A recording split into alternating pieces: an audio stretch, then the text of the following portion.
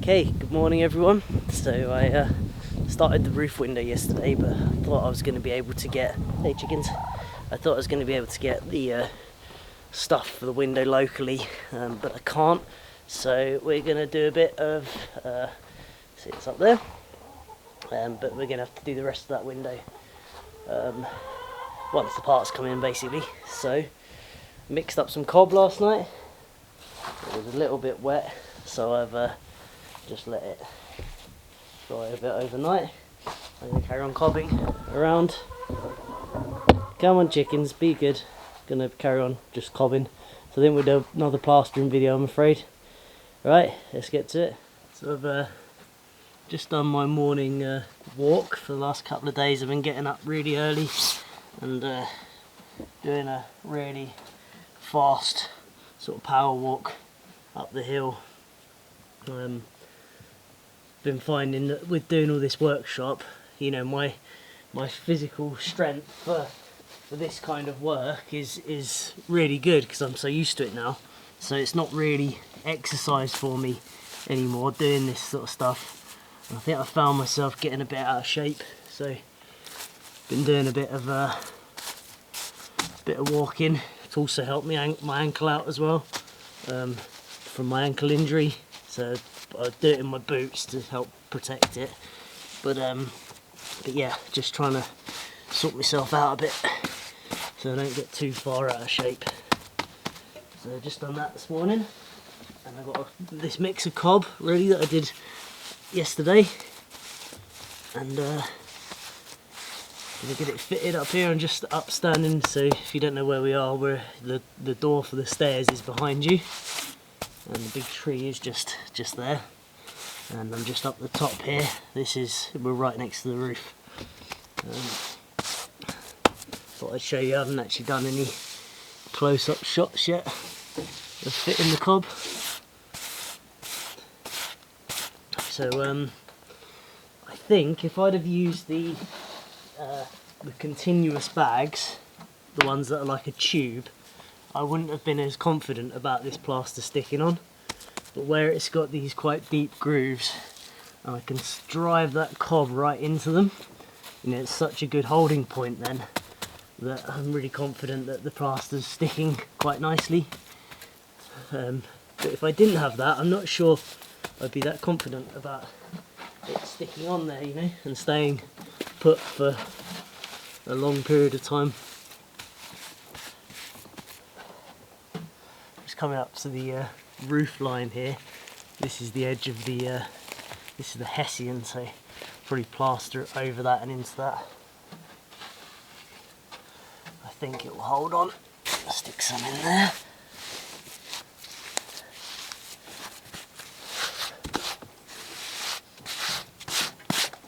This is getting lime plastered too, so this is just to pack it out basically.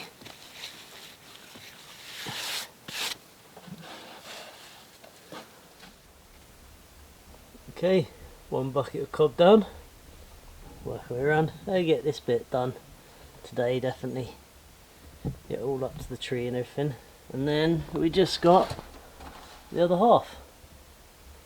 And like I say, the roof window video will be coming in the next video now. I've had to wait for some parts, but that's okay. So yeah, as far as the lime goes, all this area by the door is good, just needs another coat. Cracking and everything's completely under control. The area we did round here, which we put on really thin and put some fibre in it as well, just the odd little tiny crack, but really it's on there really nicely. So that went on really thin with the fibres, that really worked. That side's fine. That must have gone on just thin enough, you know, because that's get the odd crack here and there, but mostly that's good and it just needs a little coat. Over here, however, had some significant cracking because in some areas it just went on too quick. So I've just come and chipped off anywhere that sounds a bit hollow, and I'm just going to build that up again with a nice mix of lime with fibres and stuff in it, and see if we can repair these areas. They didn't fall off, and they probably wouldn't have fallen off, but I just wasn't happy with it. I think they probably would have, you know, eventually over the years. So I'm just going to patch them up. but I don't think I'm going to be able to get this plastered this year. It's just getting too late in the year and it needs a lot of time to dry out, and I just don't think it's going to get done, but we'll see. We'll just carry on, see how we get on. So I could have easily not shown you any of this, but I like to show when things have worked, and I like to show when things haven't too. So that's how you get to see it.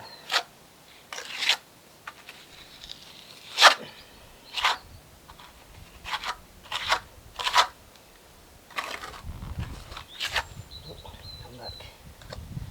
So we're going to put this on a lot thinner and build it up a couple of coats so it dries a bit more even, and put quite a lot of fibre in it, a bit of straw. It's not ideal patching, it'd be better if I got it right the first time, but I didn't, so that's all there is to it.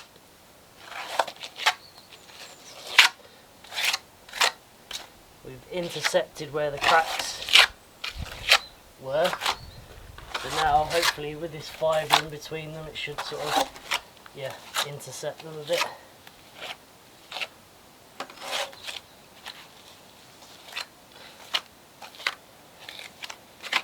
We should have a better chance of it not cracking. I just realised I don't think I've shown a cog mix. Yeah. So what I do is I get, this is subsoil that we dug out from when we did the foundations and digging into the hill. So I take out any big stones I can see straight away.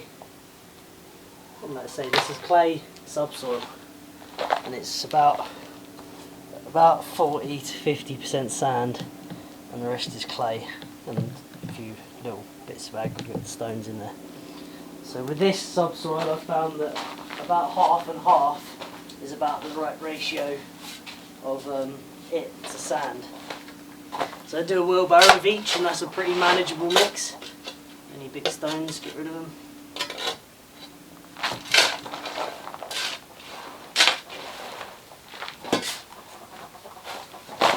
Just mix it in a bit.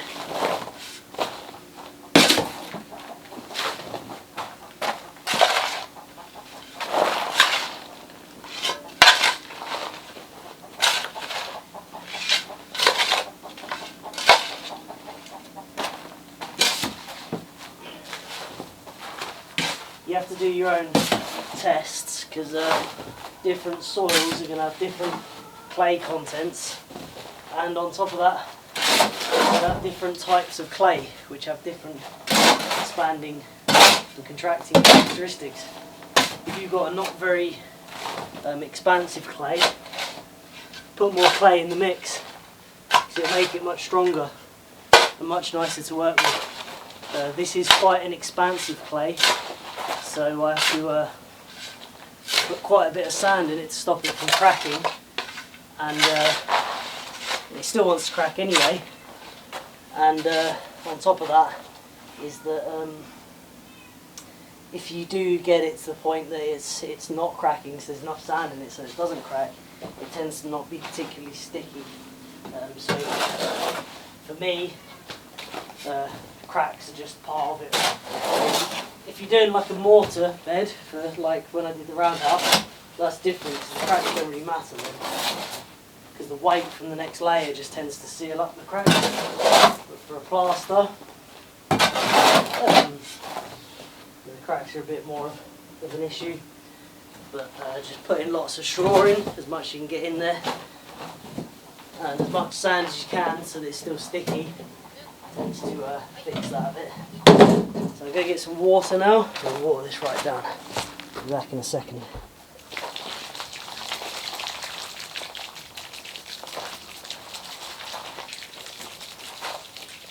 It will take all of this water, believe it or not.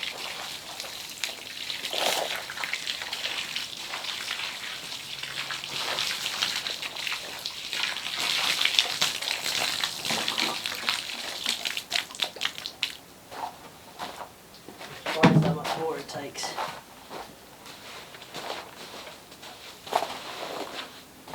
And then just start sliding it in. There's clumps of sand, tend to move them about in the feet a little bit, kick stuff to the edges. There's a particularly wet spot. I honestly haven't found a better way of doing this, to be honest. You drive over it with a tractor and stuff, and if you have a digger, then great, but you will never get such a nice consistent mix and workable and nice to use as when you do it like this. You can't do it in a mixer, it's too thick and sticky. You could make like an earthen plaster probably in a mixer, just about. I'm not going to do a cob really. So once you've got it flattened out and it's not really mixed anymore, roll it.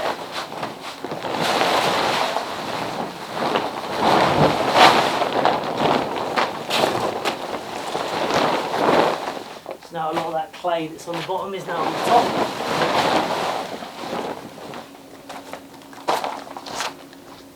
And then you stamp on it again.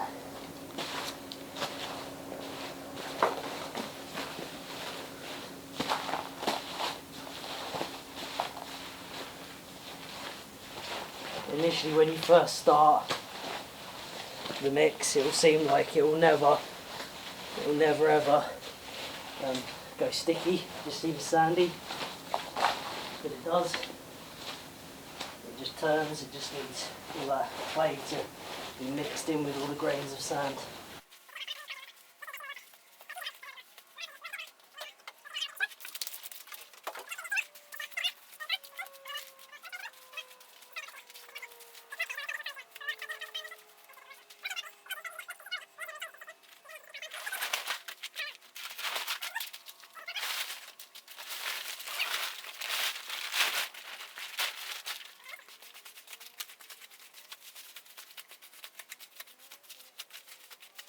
Right, so now I would say that the ingredients at least are mostly mixed in. Still needs working more, but the ingredients are mixed in. So now I add the straw. A lot of people don't. A lot of people get this completely mixed before the straw goes in. I think it's best to add the straw now. Let's do that. So for like a cob mortar, you would use just straw straight in, like that. But when it's going on quite thin, like it is here, that can be a bit of a pain because you end up with big bits sticking out, and you can't get enough in there, and it all clumps together. So I put in quite a quantity of chopped straw and then a little bit of long straw. So you can do this like with a garden mulcher or something, or I could feed some in the back of the tractor. I find it's just as easy to just get a little hatchet, chop some up.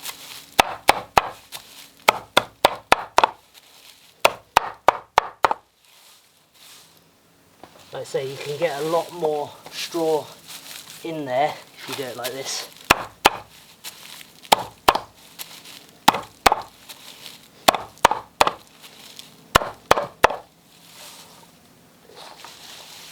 The chickens have been going through my straw pile, that's why it's all a mess.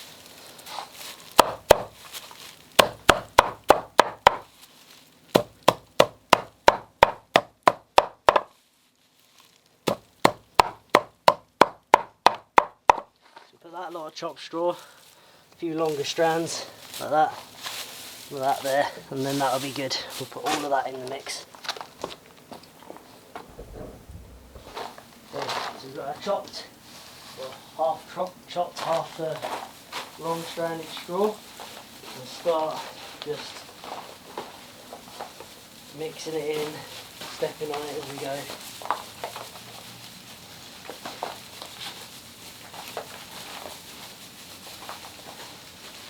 Try not to get any too big clumps.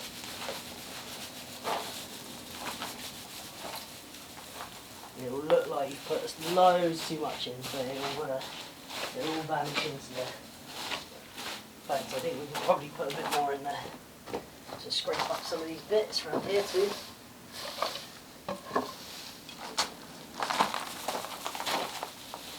And this is going to help it resist that cracking, even though it's quite an expansive clay. So obviously if it expands a lot, it will also contract a lot. Right, so I'm going to keep mixing this and rolling it, mixing it and rolling it, and show you once it's getting there.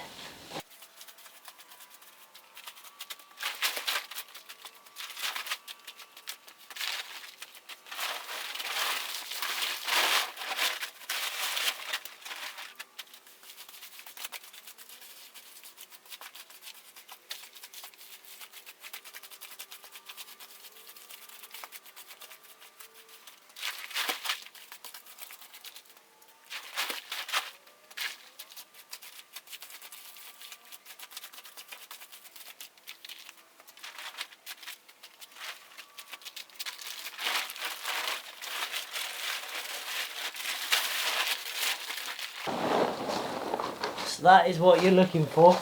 You want it to form a big burrito shape like that.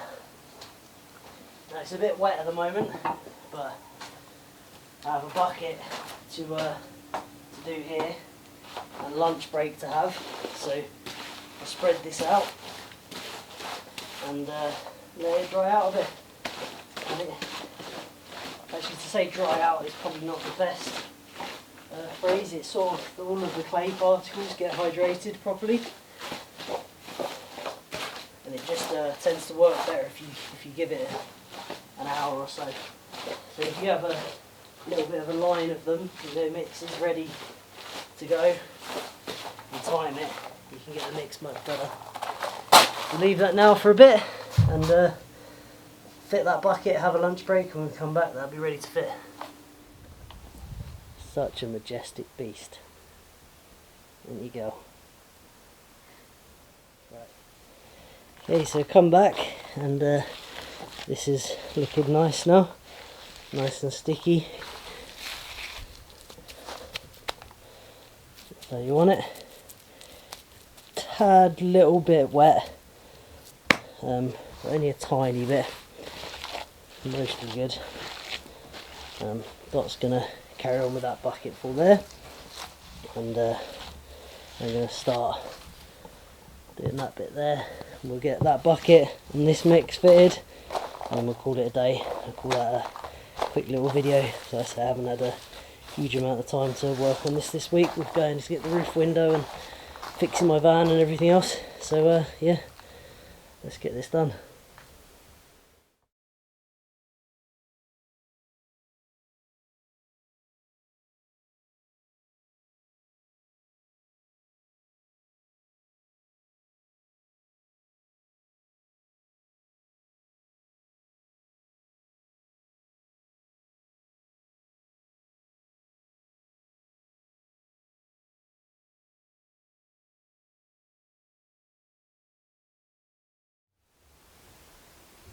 Okay, and we're done.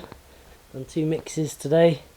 It's just a little video, little quick video. I say I just haven't had the time to get a lot done this week.